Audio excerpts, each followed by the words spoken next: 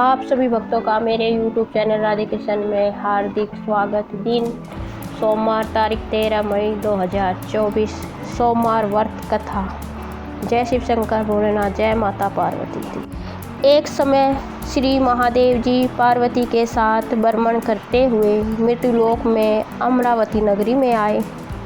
वहाँ के राजा ने शिव मंदिर बनवाया था, जो कि अत्यंत भव्य और रमणीक तथा मन को शांति पहुँचाने वाला था। भ्रमण करते समय शिव पार्वती भी वहाँ ठहर गए। पार्वती जी ने कहा, हे नाथ, आओ आज इसी स्थान पर चौपर पासे खेलें। खेल प्रारंभ हुआ। शिव जी कहने लगे, मैं जीतूंगा। इस प्रकार उनकी आपस में वार्तालाप होने लगी। उस समय पुजारी जी पूजा करने आए। पार्वती जी ने पूछा, पुजारी जी बताइए, जीत किसकी होगी? पुजारी बोला, इस खेल में महादेव जी के समान कोई दूसरा प्रांगत नहीं हो सकता, इसलिए महादेव जी ही यह बाजी जीतेंगे। परंतु हुआ उल्टा, जीत पार्वती जी की हुई। अतः पार्वती जी ने पुजारी को कोढ़ी होने का श्राप दे दिया कि तूने मिथ्या भाषण किया है। अब जो पुजारी कोढ़ी हो गया। शिव पार्वती जी दोनों वापस चले गए। कुछ समय पश्चात अप्सराएं पूजा करने आई। अप्सराओं ने पुजारी के उसके कोढ़े होने का कारण पूछा। पुजारी ने सब बातें बता दी। अप्सराएं कहने लगी, पुजारी जी आप 16 सोमवार व्रत करें, जो शिव जी प्रसन्न होकर आपका संकट दूर करेंगे। पुजारी जी ने अप्सराओं से व्रत की विधि पूछी। अप्सराओं ने व्रत करने और व्रत के उद्यापन करने की संपूर्ण विधि बता दी। पुजारी ने विधि पूर्वक श्रद्धा भाव से व्रत प्रारंभ किया और अंत में व्रत का उद्यापन भी किया। व्रत के प्रभाव से पुजारी जी रोग मुक्त हो गए। कुछ दिनों बाद शंकर जी पार्वती जी पुनः उस मंदिर में आए तो पुजारी जी को रोग मुक्त देखकर पार्वती जी ने पूछा, मेरे दिए हुए श्राप से मुक्ति पाने का तुमने कौन सा उपाय किया? पुजारी जी ने कहा, हे माता, अप्सराओं द्वारा बताए गए 16 सोमवार के व्रत करने से मेरा यह कष्ट दूर हुआ है। पार्वती जी ने भी 16 सोमवार का व्रत किया, जिससे उनसे रूठे हुए कार्तिकेय जी भी अपनी माता से प्रसन्न होकर आज्ञाकारी हुए। कार्तिकेय जी ने पूछा, हे माता, क्या कारण है कि मेरा मन सदा आपके चरणों में लगा रहता है? पार्वती जी ने कार्तिकेय को 16 सोमवार के व्रत का महत्व तथा विधि बताई। तब कार्तिकेय जी ने भी इस व्रत को किया तो उनका बिछड़ा हुआ मित्र मिल गया। अब मित्र ने भी इस व्रत को अपने विवाह पर होने की इच्छा के लिए किया। फलत वह विदेश गया। वहाँ के राजा की कन्या से स्वयंवर था। राजा ने प्रण किया कि हथनी जिस व्यक्ति के गले में वरमाला डाल देगी, उसी के साथ राजकुमारी का विवाह करूँगा। यह ब्राह्मण मित्र भी स्वयंवर देखने की इच्छा से वहाँ एक ओर जाकर बैठ गया। हथनी ने इसी ब्राह्मण मित्र को माला पहनाई तो राजा ने बड़ी धूमधाम से अपनी राजकुमारी का विवाह उसके साथ करा दिया। तब पश्चात दोनों सुखपूर्वक रहने लगे। एक दिन राजकन्या ने पूछा, हे नाथ, आपने कौन सा पुण्य किया है जिससे हथनी ने आपके गले में वरमाला पहनाई? ब्राह्मण पति ने कहा, मैंने कार्तिकेय जी द्वारा बताए गए अनुसार 16 सोमवार का व्रत पूर्ण विधि विधान सहित श्रद्धा भक्ति से किया, जिसके फल के कारण मुझे तुम्हारे जैसे सौभाग्यशाली पत्नी मिली। अब तो राजकन्या ने भी सत्य पुत्र प्राप्ति के लिए व्रत किया और सर्वगुण संपन्न पुत्र प्राप्त किया। बड़े होकर पुत्र ने भी राज्य प्राप्ति की कामना से 16 सोमवार का व्रत किया। राजा के देवलोक होने पर इसी ब्राह्मण कुमार को राजगद्दी मिली। फिर भी वह इस व्रत को करता रहा। एक दिन उसने अपनी पत्नी से पूजा सामग्री शिवालय ले चलने को कहा, परंतु उसने पूजा सामग्री अपनी दासियों द्वारा भिजवा दी। जब राजा ने पूजन समाप्त किया तो आकाशवाणी हुई कि हे राजा, तुम इस पत्नी को त्याग दो, नहीं तो राजपाट से हाथ धोना पड़ेगा। प्रभु की आज्ञा मानकर उसने अपनी पत्नी को महल से निकाल दिया। तब वह अपने भाग्य को कोसती हुई एक बुढ़िया के पास गई और अपना दुखड़ा सुनाया तथा बुढ़िया को बताया मैं पूजन सामग्री राजा के कहे अनुसार शिवालय में नहीं ले गई और राजा ने मुझे निकाल दिया। बुढ़िया ने कहा, तुझे मेरा काम करना पड़ेगा। उसने स्वीकार कर लिया। तब बुढ़िया ने सूत की गठरी उसके सिर पर रखी और बाजार भेज दिया।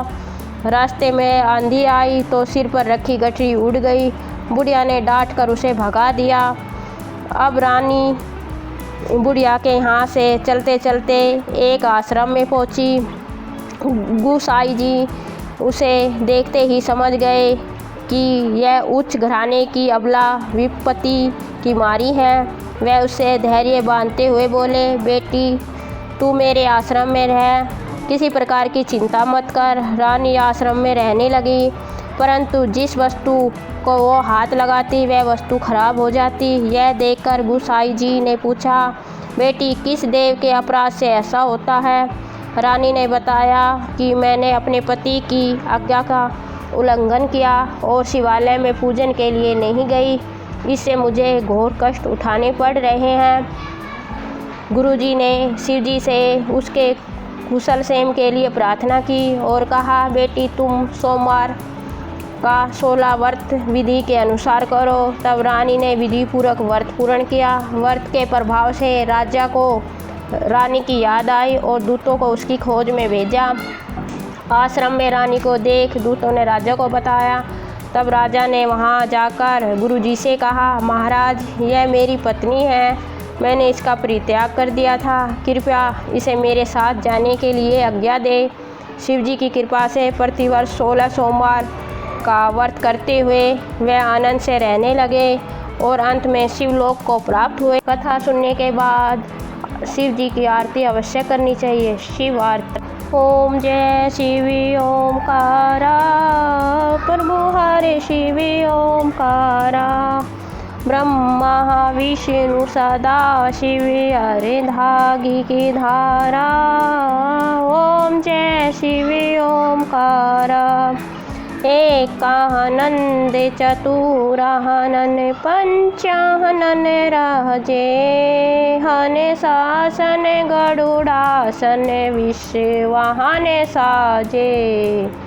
ओम जय शिवी ओमकारा, प्रभु हरि शिवी ओमकारा, दो भुज चार चतुर्भुज 10 भुज अति सोहे, तेरे गुण रूप निरखता तेरे भुन जाने मोहे।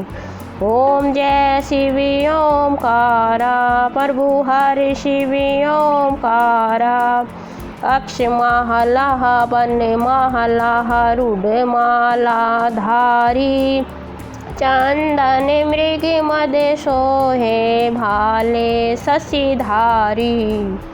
ओम जय शिवी ओमकारा, प्रभु हरि शिवी ओमकारा, श्वेतांबर पीतांबर बाघांबर अंगे, सनकादिक गरुड़ादिक भूतादिक संगे। ओम जय शिवी ओमकारा, प्रभु हरि शिवी ओमकारा, कर के मध्य कमुंडल चक्र त्रिशूल धरता, जग करता जग भरता जग संहार करता।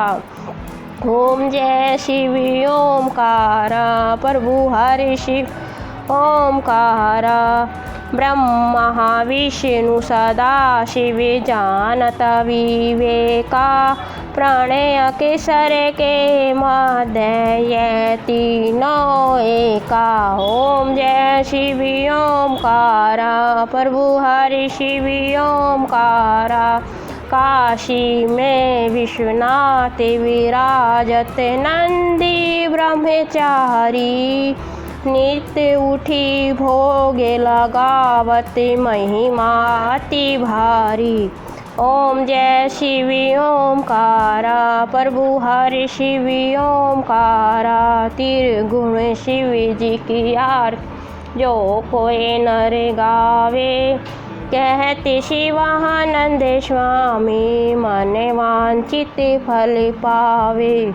ओम जय शिव ओमकारा, प्रभु हरे शिव ओमकारा।